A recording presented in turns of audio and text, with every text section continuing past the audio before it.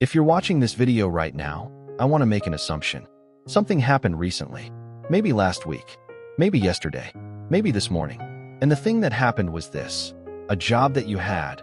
A job that paid your mortgage. Gave you structure. Told you something about who you were in the world is gone. And nobody tells you how disorienting that is. They tell you it's a market thing, a restructuring thing, a nothing personal thing. But nobody tells you that you're going to wake up on the second morning and not know what to do with yourself between 7 and 9 a.m. That you're going to reach for your work laptop before you remember. That you're going to feel, underneath the practical panic about money and next steps, something that feels almost like grief.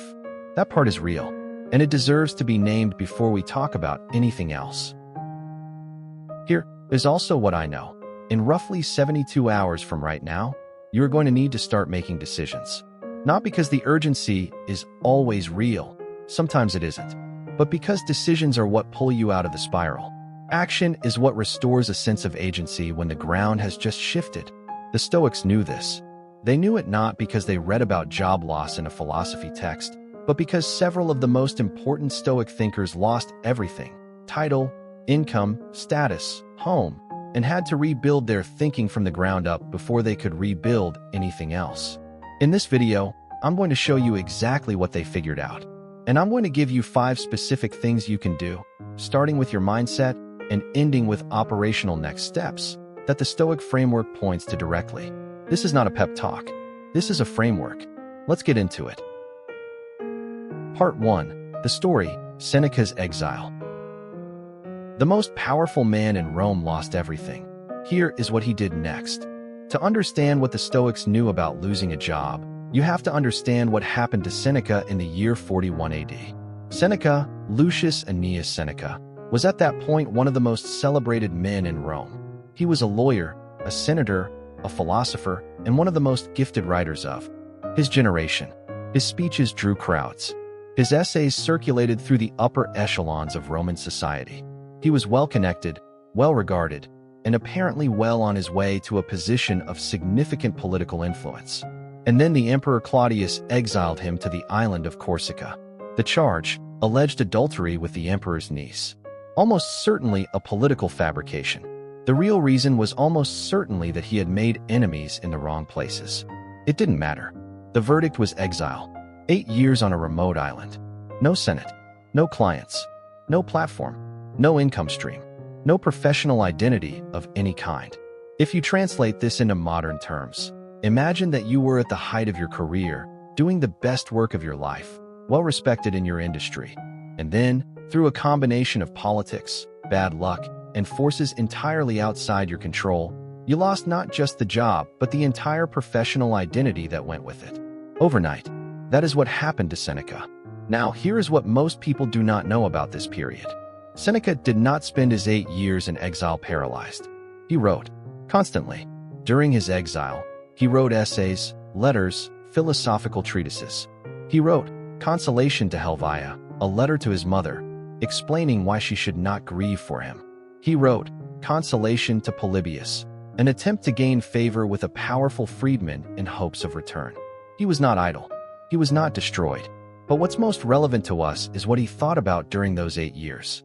Because Seneca spent his exile doing something that, from the outside, might have looked like philosophical navel-gazing, but was actually something much more practical.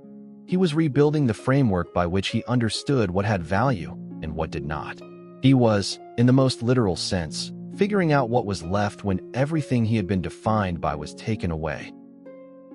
And what he found, what the exile revealed, is something that I think most of us who have lost jobs are eventually forced to confront, ready or not. He found that the things he had thought were his identity were, in fact, just things he had been doing. The Senate seat, the reputation, the clients, the influence. These were real. They had real value. He was right to have wanted them and to have built them, but they were not him.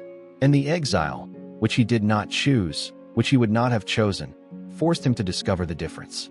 When he came back to Rome 8 years later, he was a different kind of powerful. Not because exile had been secretly good, but because he had used it to figure out what he actually was when everything else was stripped away. That question, what am I when everything is stripped away, is the question that every significant job loss eventually asks. The Stoic framework gives you a way to answer it before it answers itself. Seneca writes, from exile, "I am not born for one corner. The whole world is my country." That is not resignation. That is not fake positivity. That is a man who has done the hard internal work of expanding his sense of self beyond the role he held. His identity was no longer the Senate seat. It was the quality of his thinking, the depth of his relationships, and the integrity of his response to circumstances beyond his control.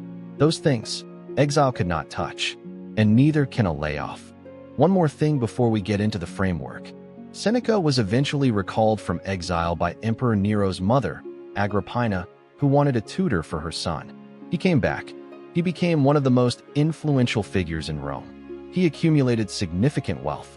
He was, by most measures, more powerful and more effective in his second chapter than his first. I am not telling you this to promise you a second chapter. I am telling you this because what made Seneca's second chapter possible had nothing to do with luck and everything to do with what he had built inside himself during the 8 years he had nothing. The framework comes first, then the next chapter. That is the sequence. Part 2. The 5-step Stoic framework for job loss. 5 steps. I want to be clear about what these are and what they aren't. They are not a linear checklist. You don't complete step 1 and move on forever. They are more like instruments you return to, some of them daily, some of them as needed, some of them primarily in the first few days, and some of them for the months ahead. They come directly out of the Stoic framework. I'll show you the source for each one. Let's go. Step 1. Name what you've actually lost. The first step sounds simple. It is not. Most people, when they lose a job, immediately do 2 things simultaneously. They go into practical crisis mode, resume, network, LinkedIn, savings calculation, and they suppress the emotional reality of what just happened. They do this for understandable reasons. The practical crisis is real. The emotional reality is uncomfortable. And our culture is very good at telling us that the way to handle discomfort is to stay busy. The Stoics would push back on this. Not because they were interested in emotional processing for its own sake. They were not therapists. But because they understood something important about unexamined grief. It leaks. It leaks into your decision-making. It leaks into your interviews. It leaks into the way you talk about what happened, in a way that other people can sense even when they can't name it. Seneca writes, "There is nothing so ruinous to good character as to dawdle at some spectacle. Vices creep in through leisure." He is talking about something specific here, the way that unexamined feeling creates a kind of internal noise that corrupts the quality of your thought. So step 1, before the resume, before LinkedIn, sit down somewhere quiet and name, specifically, what you have lost. Not just the income. The income is real, name it. But also, the structure. The reason to get up at 6 a.m. The professional identity. The way you answered, what do you do? The community. The people you saw every day who are now, suddenly, not part of your daily life. The sense of forward momentum. The projects you were in the middle of. The trajectory you thought you were on. The sense of being needed. Of maturing in a specific, practical way. Name all of it. Not to wallow. Not to generate suffering. But because you cannot grieve what you haven't named. And you cannot move forward cleanly from grief you haven't allowed. The Stoics were not afraid of grief. They were afraid of unconscious grief. The kind that drives you without your knowledge. Name what you've lost. Give it an hour. Then close the notebook and move to step 2. Step 2. Apply the dichotomy of control to your specific situation. We covered the dichotomy of control in video 1, but I want to apply it very specifically to job loss, because this is where it becomes most practically useful. Epictetus, some things are in our control, some things are not. Here is what that looks like in the context of losing your job. Not in your control, whether the layoff happened. It happened. The timing. You didn't choose it. What your former employer tells people. Their narrative. How quickly your industry responds to your applications. Whether the economy cooperates. Whether any specific company says yes. In your control. How you describe what happened to yourself and to others. How you use the next 30 days. Who you reach out to and how. How you frame your experience in interviews. What you learn about what you actually want next, now that you have space to think. How you treat yourself during the transition, sleep, food, exercise, the basic architecture of days. whether you let this define you or refine you. Here is the practical instruction. Write both lists. Your specific lists, not mine. Then make a decision, and it is a decision, not a feeling, to spend your energy exclusively on the right column. This does not mean the left column stops matching. It means you stop spending energy on it, because that energy is finite and it is the only resource you definitely have right now. Epictetus, from Enchiridion. Seek not that the things which happen should happen as you wish, but wish the things which happen to be as they are, and you will have a tranquil flow of life.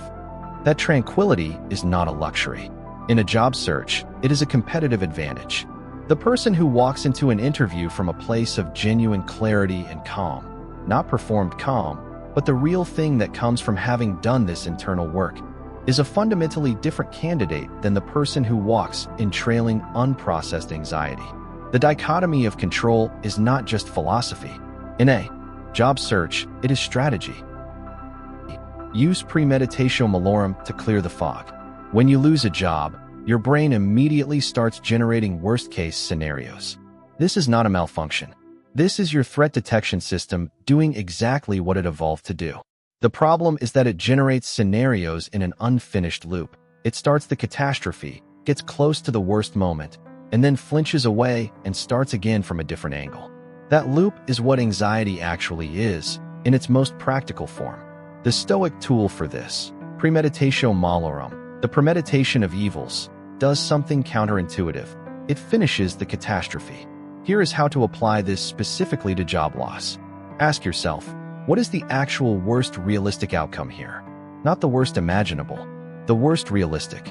Work through it step by step, out loud or on paper. Do not let yourself skip to the anxiety. Walk through the actual sequence. Savings run out in X months. After that, what? You move to a smaller apartment. You ask family for temporary support. You take a bridge job in a different industry. You sell assets. You rebuild more slowly. Is that outcome terrible? Yes. Is it survivable? Almost certainly. Now ask the harder question. Have you survived hard things before? I'd be willing to bet the answer is yes. Seneca, from his letters to Lucilius. Let us prepare our minds as if we had come to the very end of life. Let us postpone nothing. Let us balance life's books each day. The person who has learned how to die has unlearned how to be a slave. He is talking about finishing the catastrophe, seeing it clearly, not flinching from it. Because the thing your brain is generating in the 2 a.m. loop is not actually the worst realistic outcome. The 2 a.m. loop is an unfinished story. An unfinished story is always more terrifying than a finished one, even a difficult one. Finish the story. Walk all the way to the bottom. Note that you are still standing there at the bottom. Then climb. Step 4. Resist the urge to rebuild the same thing. This step is the one nobody talks about. And it's the one that, I think, makes the biggest difference in whether someone comes through a job loss merely intact or genuinely transformed. When most people lose a job, they immediately, and I mean immediately, within days, begin trying to rebuild exactly what they had. Same industry, same title, same compensation structure, same commute radius, same everything. I understand why. Familiarity feels safe. Speed feels responsible. The mortgage is real. But the Stoics would ask a question before all of that.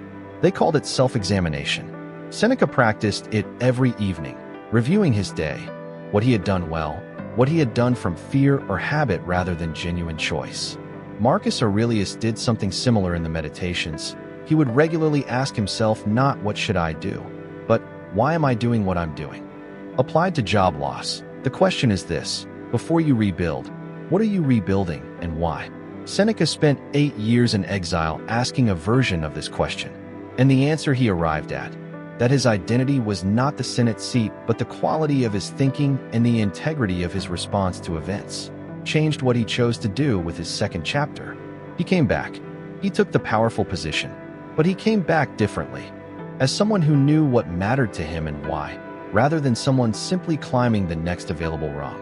Here are the specific questions to sit with, ideally in the first 2 weeks, before the job search goes into full operational mode. What did I actually love about that work? Not the status, not the compensation, the actual work. What was I tolerating that I no longer want to tolerate? If I had no resume to protect, no identity to maintain, What would I actually want to do next?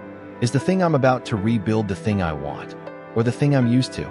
You don't have to blow everything up to answer these questions usefully.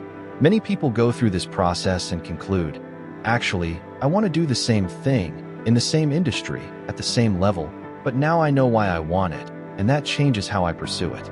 That clarity is worth 2 weeks of reflection. And some people discover something else. Seneca didn't know he would become the most influential advisor in Rome until exile showed him what he was capable of when the old structures were gone. The exile question, what does this change, and what should it change, is the most important question of the transition. Most people skip it entirely. Don't skip it. Step 5. Amor Fati. What does this situation demand? The final step is not a step you take at the beginning. You take it when you've done the first 4.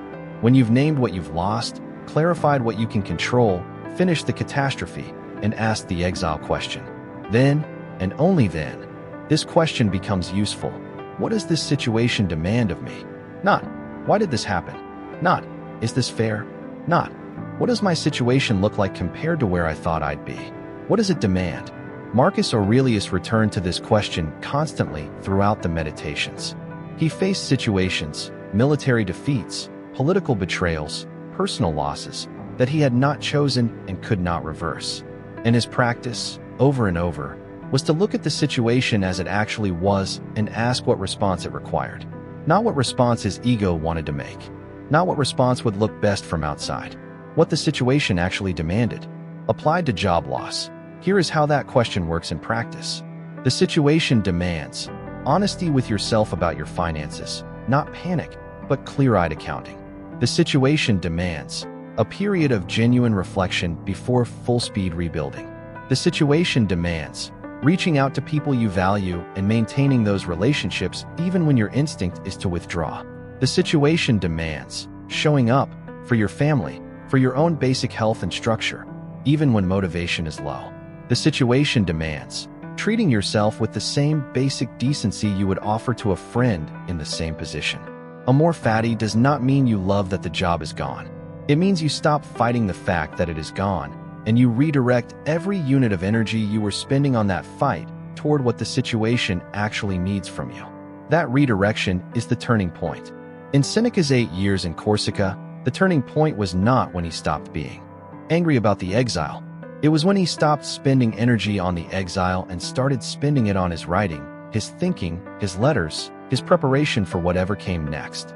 That is the moment Amor Fati becomes practical, not a philosophy, a decision. What does your situation demand? Start there. Part 3, the 72-hour guide. Everything I've given you so far is framework. It matters, but I want to end this video with something very concrete. Because I know that frameworks can feel distant when you're sitting in the parking lot of a building you just walked out of for the last time. So here is a specific guide for the first 72 hours. 3 days. What to actually do. Hours 0 to 24. Do not apply for anything. I know that sounds wrong. It feels productive to send resumes. It feels like control. But applications sent in the first 24 hours are almost always reactive rather than strategic. They're sent from adrenaline and anxiety rather than from clarity. And they often reflect the version of you that just lost something, rather than the version of you that knows what you actually want. Here is what to do in the first 24 hours instead. Step 1 from the framework. Name what you've lost. Take an hour. Write it down. Let it be real. Then, tell the people who need to know. Your partner. Your close family. The people who will notice something is wrong and deserve to hear it from you rather than sense it in your behavior. Then, handle the immediate practical facts. Find out your exact runway. Not an estimate, the actual number. How many months can you operate at your current spending rate without income? Knowing this number, even if it's uncomfortable, is almost always less frightening than not knowing it. The unknown is always more terrifying than the known. Then, check on your benefits. Cobra, severance terms, any non-competes. You do not need to act on any of this yet. You need to know what you're working with. Then, go to bed at a reasonable hour. I mean this literally. Sleep is not optional. Your decision-making capacity, your emotional regulation, your ability to be present in conversations, all of it degrades without sleep. Sleep is not self-indulgence right now. It is a strategic resource. Hour 24 to 48. Begin the exile question. This is the day for step 4 from the framework, the self-examination Seneca practiced in Corsica. Give yourself a block of time, 2 to 3 hours, to sit with the questions I laid out earlier. What did I actually love about that work? What was I tolerating? What would I build if I were starting fresh? Write it out. Don't edit yourself. This is not a document you're showing anyone. Also on day 2, reach out to 3 people. Not to ask for jobs, not to announce that you're available, just to connect. Former colleagues you respect, mentors, people in your industry whose opinion you value.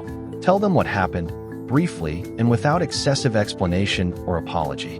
Ask how they are. Ask what they're working on. The instinct when you lose a job is often to withdraw, to wait until you have something to report before you reach out. This is the wrong instinct. Relationships maintained during transition are the primary source of the opportunities that come next. Not job boards, not recruiters, relationships. And maintaining them means showing up as yourself, not performing okayness, but also not leading with every aspect of your distress. I'm in a transition. I'd love to stay connected is a complete sentence. Hour 48 to 72. Build the structure. By day 3, you are ready to begin operating. But before you open LinkedIn, before you update your resume, I want you to build something first, a daily structure. This sounds small. It is not. One of the things that makes job loss so disorienting is the sudden collapse of external structure. The 7 a.m. alarm, the commute, the meetings, the lunch hour, the end of day. These were all providing a framework for your time and your sense of self. Without them, days become shapeless. Shapeless days generate anxiety. Anxiety degrades decision-making. The Stoics were meticulous about structure. Marcus Aurelius began every morning with a set of philosophical questions and a review of the day ahead. Seneca had fixed times for writing, reading, and exercise.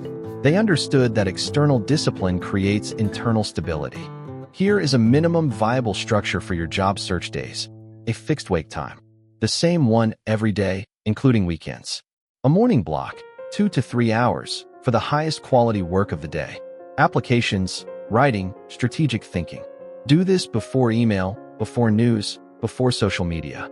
A midday break that involves physical movement. Walk, run, whatever you do. Non-negotiable. An afternoon block for the reactive work, emails, follow-ups, research. A defined end time. When that time comes, close the laptop. The job search is not your entire life. Treating it as your entire life will make you worse at it. An evening practice. This one comes directly from Seneca. He wrote that he reviewed each day before sleeping. When the light has been removed and my wife has fallen silent, I examine my entire day and go back over what I've done and said. I hide nothing from myself. I omit nothing. 5 minutes. What did you do today that moved you forward? What did you do from anxiety rather than intention? What will you do differently tomorrow? This is not self-criticism. It is the practice of staying honest with yourself. It is how Seneca, in exile, on an island, with nothing, kept building. I want to say something directly before we finish. Losing a job is genuinely hard. It is a real loss. The financial stress is real. The identity disruption is real. The grief of walking away from colleagues and work you cared about is real. The Stoic framework is not asking you to pretend otherwise. It is not asking you to be strong in a way that means suppressed. It is asking you to be strong in the way that Seneca was strong in Corsica, which means eyes open, doing the internal work, maintaining the basic habits, staying in relationship with the people who matter, and asking, every single day, what does this situation demand? That question is uncomfortable. It is also the question that gets you through. Seneca came back from Corsica. He came back not because the world decided to be fair to him. The world, as a rule, does not. He came back because he had spent 8 years becoming the kind of person who could not be permanently diminished by what had happened to him. That is available to you, not as a promise, as a practice, starting now. 5 steps, the quick version. 1. Name what you've actually lost. Give it an hour. Then close the notebook. 2. Dichotomy of Control. Make your 2 lists. Work only on the left column. 3. Finish the catastrophe. Walk to the worst realistic outcome. Note that you survive it. 4. The exile question. Before you rebuild, ask what you're rebuilding and why. 5. Amor Fati. Ask what this situation demands. Then do that thing. And for the next 72 hours, no applications on day 1. Start the exile question on day 2. Build your daily structure on day 3. In the next video on this channel, we're going to go somewhere most Stoicism content refuses to go: grief. Specifically, what the Stoics actually believed about grief, and why it's almost the opposite of what most people assume. If you're in a loss of any kind right now, not just a job, that video is for you. Subscribe if you want to be there when it goes up. Leave a comment below. Where are you in this process? First 24 hours? Further along? I read every comment, and sometimes the most useful thing is just to say it out loud somewhere. I'll see you in the next one.